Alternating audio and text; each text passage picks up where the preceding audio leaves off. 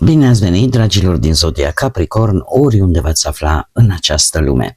Sunt încântată să fim din nou împreună la o nouă lectură pentru prima perioadă a lunii iunie și implicit prima perioadă de vară, săptămâna cuprinsă între 1 și 7 iunie. Așa că, dragilor, toți cei care aveți nu doar soarele, ci și luna, Venus sau poate ascendentul în Zodia Capricorn, această lectură este de asemenea și pentru voi. Vă readuc aminte totuși că este o lectură general colectivă, așa că vă rog să luați decât ceea ce va rezona cu voi.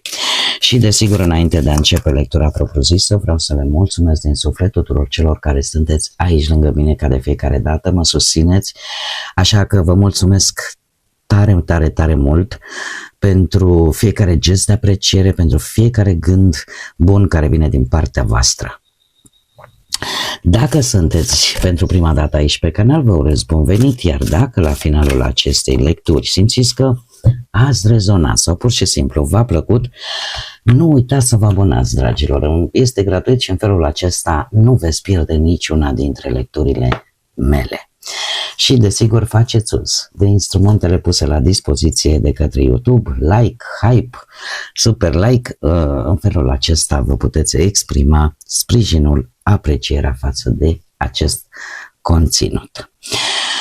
Și acum, dragilor, haideți să vedem care este energia voastră, interesantă energie. Este prima zodie unde ies două cărți și avem un ciclu solar dus la maxim, împlinit și chiar așa se și împlinește, împlinire, și avem o sărbătoare celtă, Samhain, care îmi vorbește de posibilități. Dar înainte să comentez aceste energii foarte puternice, trebuie să vă spun că pe 1 iunie Mercur intră în Rac. Involuntar, Racul fiind la fel o zodie cardinală, la fel ca și voi, lucrul ăsta o să vă afecteze un pic și pe voi.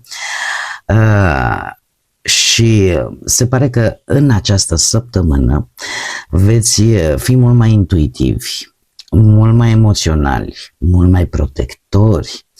Gândirea voastră vis-a-vis de familie, vis-a-vis de trecut, vis-a-vis de siguranță va fi mult mai accentuată și se pare că sunteți într-o săptămână în care aveți această capacitate să înțelegeți stările sufletești ale celorlalți în maniera voastră. Poate lucrul ăsta să vă ajute foarte mult pe plan material. Da? Și uneori sunteți foarte sensibili, chiar excesiv aș spune, și să aveți așa niște reacții emoționale la critici destul de dure. Acum, revenind la cărțile noastre, voi, dragilor, sunteți într-un moment în care veți avea rezultatele muncii voastre. Posibil să aveți o reușită, dar o reușită care paradoxal vă deschide alte posibilități. Aveți mai multă încredere în voi. Și cred că cel mai important în această săptămână este ca voi să vă țineți o anumită promisiune pe care ați făcut-o, că v-ați făcut-o vouă sau că ați făcut-o altora. Bucurați-vă de ceea ce ați realizat, dar în același timp e bine să vă țineți, cum am mai spus, o promisiune. Aceste posibilități care vi se deschid în urma unui succes, în urma unei realizări, îmi spune că există anumite momente în care va trebui să acționați, anumite momente în care trebuie să luați totuși și o pauză, unele lucruri trebuie lăsate să se încheie pentru că altele să-și poată face loc în viața voastră. Cred că ce este cel mai important, chiar dacă această reușită vă deschide alte porți, să vedeți exact ceea ce nu mai funcționează și să nu forțați totuși lucrurile. De multe ori posibil să apară anumite schimbări în viața voastră în această săptămână. Să vă fie teamă că ceva se finalizează, să vă agățați de situații vechi, să luați decizii foarte în grabă.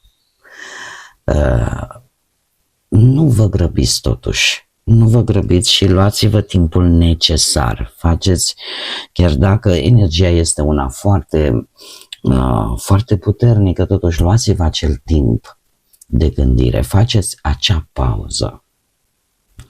În așa fel încât deciziile voastre, alegerile voastre să fie cât mai, să le înțelegeți cât mai bine și să fie în felul acesta cât mai înțelepte.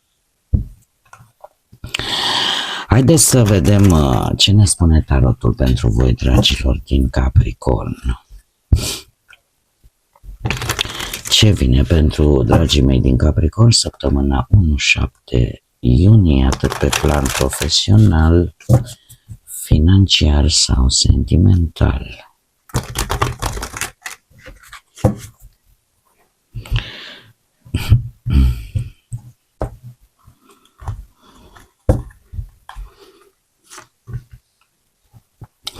Și avem un 7 de bâte, 10 de cupe, o regină de monede, un 4 de cupe și surpriza.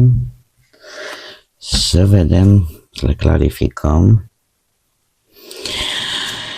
Clarificăm, te rog, pentru dragii mei din Capricorn, săptămâna 1-7 iunie, clarificăm 7 de bâte.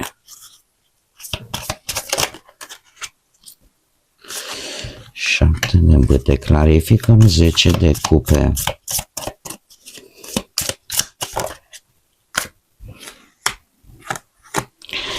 Clarificăm regina de monede. Clarificăm 4 de cupe. Și clarificăm surpriza săptămânii.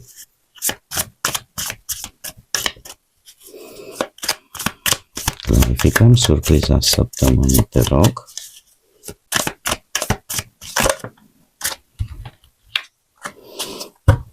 Bun. Haideți să începem cu partea profesională. Avem un 7 de bâte și un rege care îl provoacă de fapt un rege de spade. Dragilor, acest 7 de bâte pe partea muncii mie îmi spune că poate apărea o ușoară ori competiție pe care va trebui să o depășiți între colegi, cineva care concurează poate pentru același post, pentru același proiect sau pur și simplu vă apar vouă niște provocări neașteptate care vă pun așa un pic în defensă. Da? Dacă sunteți curajoși, sunteți perseverenți, lucrul ăsta chiar poate să vă ajute să treceți peste aceste provocări, aceste dificultăți. De unde vin? De la o energie, să știți, care are și putere. O energie care poate avea legături cu zodiile de aer, Gemeni, Balanță sau Vărsător.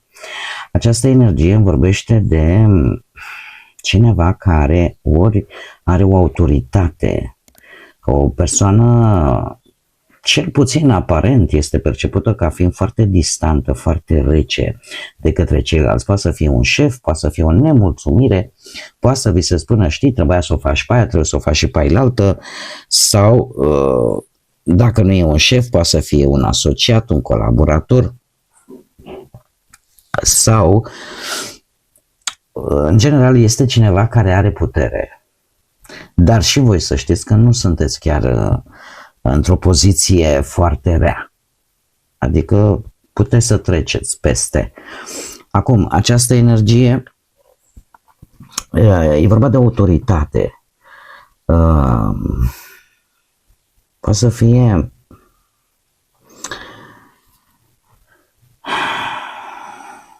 ori să vi se ceară mai multe documente în cazul în care vorbim de un contract sau de mai multe interviuri și va trebui să vă luptați. Asta nu înseamnă că este cineva, nu e bau-bau. Da? Poate să fie cineva dintr-o instituție care să spună, știi, mai am nevoie de o diplomă, mai am nevoie de nu știu ce documente. Dar și voi nu sunteți mai prejos, adică sunteți și voi pe o poziție relativ de putere, adică puteți să o rezolvați. Asta de fapt vreau să spun.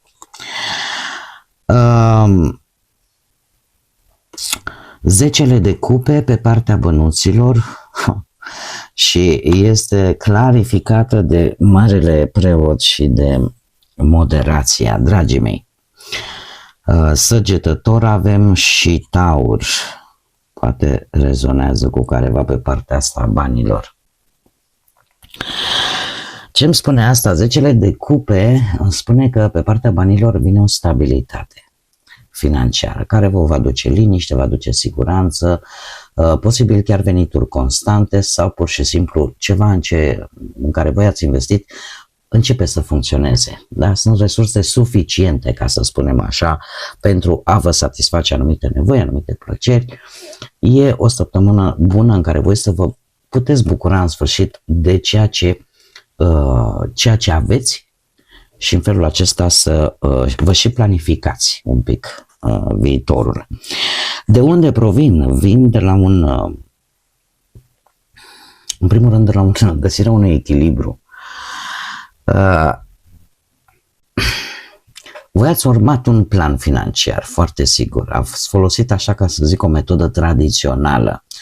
Cum ar fi, de exemplu, ați făcut o economie, dar pe stil vechi. N-ați mai dus bani în bancă, ia să-i țin eu sub salteasă, eu să-i țin eu la șosete, cum se spunea pe vremuri. Da, poate alții și-au făcut un plan de pensie, poate alții au cerut un sfat cuiva, că e cineva din zona voastră apropiată, ați cerut un sfat și v-ați bazat pe acest sfat, poate și pe vreun specialist pentru o decizie importantă legată de bani, de bănci, de contabilitate, cumva ați învățat foarte bine cum să vă gestionați resursele într-un mod cât mai responsabil și cât mai sustenabil pentru voi. După care avem moderația, care de asemenea îmi confirmă acest lucru încă o dată și îmi spune că voi gestionați banii cu foarte mult echilibru, vă împărțiți veniturile foarte bine între cheltuieli, faceți economii, dar nu renunțați desigur și la micile plăceri ale vieții, dar per general așa e o săptămână în care voi evitați riscurile mari și preferați mai bine să găsiți o soluție stabilă printr-o investiție mai mică, mai moderată.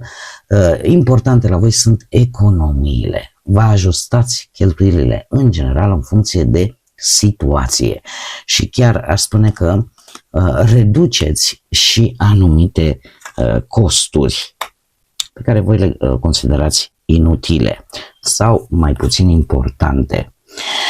Pe parte de cuplu avem o regină de monede care foarte bine poate să vă reprezinte și pe voi, dragilor. E ca și cum ai spune, mă simt bine în pielea mea. Da? Poate că aveți ca și parteneri alte zodii de pământ, Taur, Fecioară sau tot Capricorn, la fel ca și voi. Cert este că pe partea relației, această regină îmi vorbește de foarte multă grijă. Grijă față de partener, grijă față de familie, de ideea de a construi totuși o viață stabilă împreună, printr-o susținere atât materială cât și emoțională. De unde provin toate aceste lucruri? De la această tendință care poate să fie a voastră, poate să fie a partenerului vostru, de la ceva ce se întâmplă foarte rapid, o informație rapidă, se descoperă, ca să spunem așa, avem un 7 de spade aici și se descoperă un adevăr, ceva care a fost ascuns.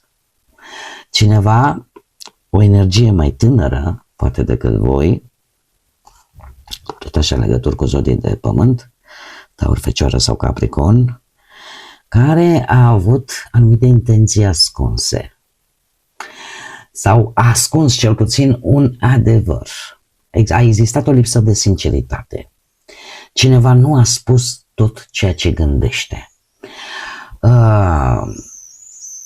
Posibil ca unii dintre voi să fi fost puși în situația să faceți o alegere destul de dificilă legată de anumite responsabilități în relație sau de fidelitate. Totuși,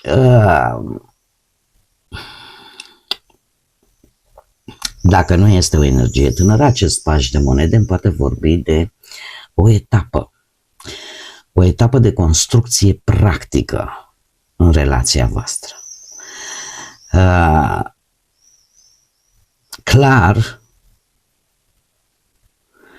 că aici voi, dacă n-ați simțit, veți simți. Și am mai spus, cu intrarea lui Mercur în Rac, automat, intrând în grupuri zodiilor cardinale, vă afectează și pe voi pe planul ăsta sentimental, dar vă accentuează foarte mult intuiția. Și e posibil ca voi să simțiți că ceva nu vi se spune, că ceva nu este cum trebuie să fie. Și lucrurile se vor schimba foarte, foarte rapid. Cum? Păi nu știu, poate să apară o situație foarte dinamică, care se mișcă foarte rapid. Să apară evenimente neașteptate, să apară vești care să schimbe complet lucrurile. Pot să apară, nu știu, o invitație rapidă la nu știu ce eveniment care schimbă cumva datele problemei, într-un fel sau altul. Schimbări de planuri. De asemenea, nu văd, de ce să zic, nu văd aici zodii de foc pe linia asta a cuplului, dar cei care aveți, și vă știți că aveți un ascendent în zodii de foc, Berbec, Leu, Săgetător, mare atenție la impulsivitate în această săptămână, pentru că poate genera neînțelegeri. Sau uneori poate vă grăbiți prea mult și nu acordați timp acelor lucruri importante cu adevărat în relația voastră. Asta ca o mică paranteză.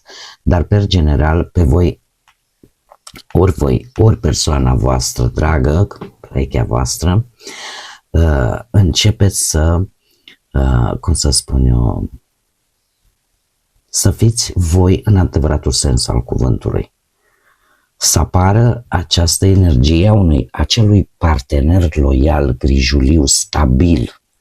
Apare grija față de partener și de familie.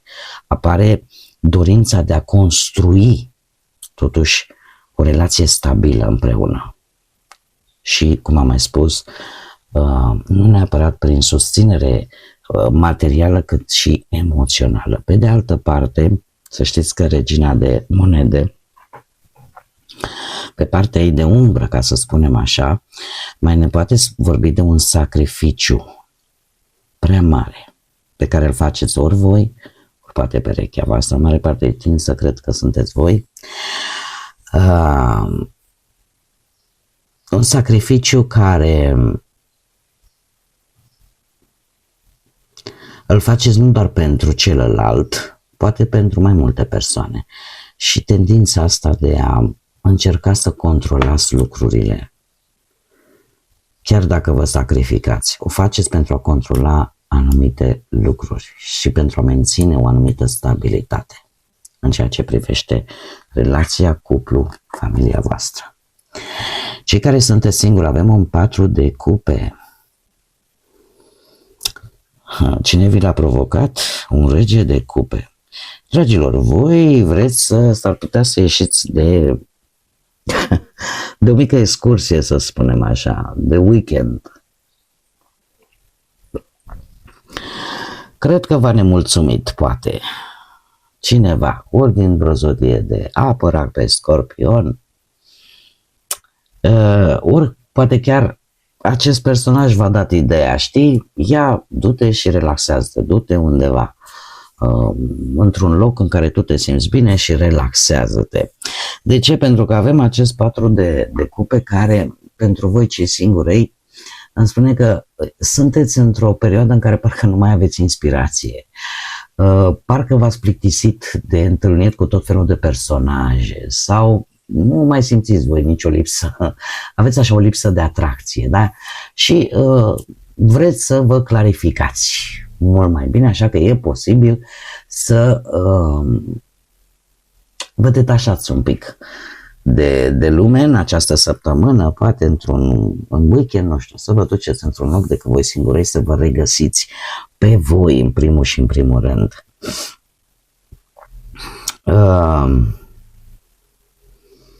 Pe de altă parte, Posibil ca unii dintre voi să aveți chiar și lună, Venus sau ascendentul într-o zodie de apă, Rac, Pești sau Scorpion și în cazul acesta e posibil ca voi să fiți prea precauți. Prea precauți și să ezitați să vă deschideți în fața altora.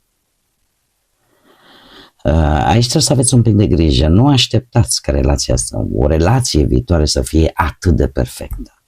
Pentru că chiar puteți pierde niște conexiuni valoroase. Mai poate să fie și acest lucru.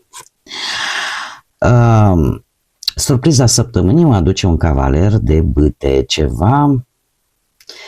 Cine îl împinge? Îl împinge un 8 de cupe. Dragilor, cavalerul de cupe este ceva, poate să fie o energie de foc, berbecleu săgetător, care să vină foarte rapid, poate să fie o aventură, poate să fie o acțiune foarte rapidă, foarte curajoasă, foarte impulsivă și care e împinsă de acest 8 de cupe, de ideea de a renunța, a pleca, a te detașa de ceva ce simți că nu-ți mai folosește.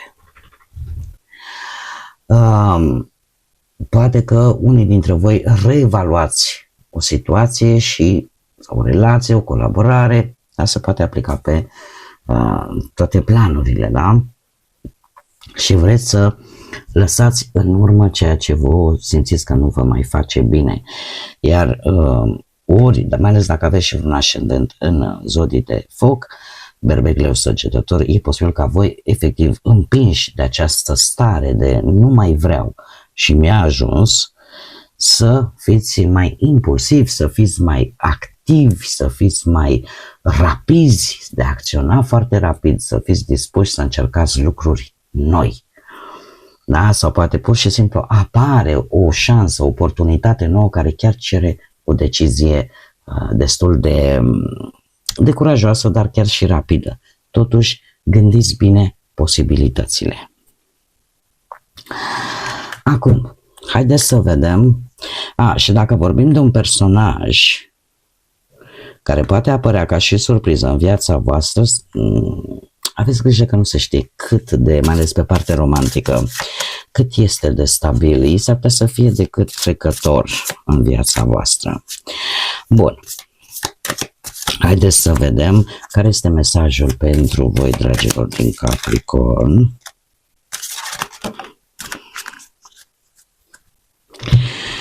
Și avem, zici că e porumb, dar nu e porumb. Avem noi începuturi, Banksia se numește. Spune așa, profită de această ocazie pentru a renaște din cenușă mai puternic și mai determinat ca niciodată. Atât de simplu. Deci e clar că vine ceva interesant în viața voastră. Vine ceva interesant în viața noastră. Poate să fie acest cavaler. Poate să fie ocazie care, cum am mai spus, este trecătoare. Dacă nu profiți de ea atunci când trebuie, o poți pierde. Bun, dragilor, cam acestea sunt mesajele pentru voi pentru prima săptămână de iunie. Eu vă mulțumesc încă o dată că ați fost alături de mine și până data viitoare când cu siguranță ne vom reîntâlni la o nouă lectură. Nu uitați, suflete frumoase, să gândiți înalt, să zburați înalt și să lăsați desigur ca pacea, liniștea, iubirea și credința să vă însoțească la fiecare pas.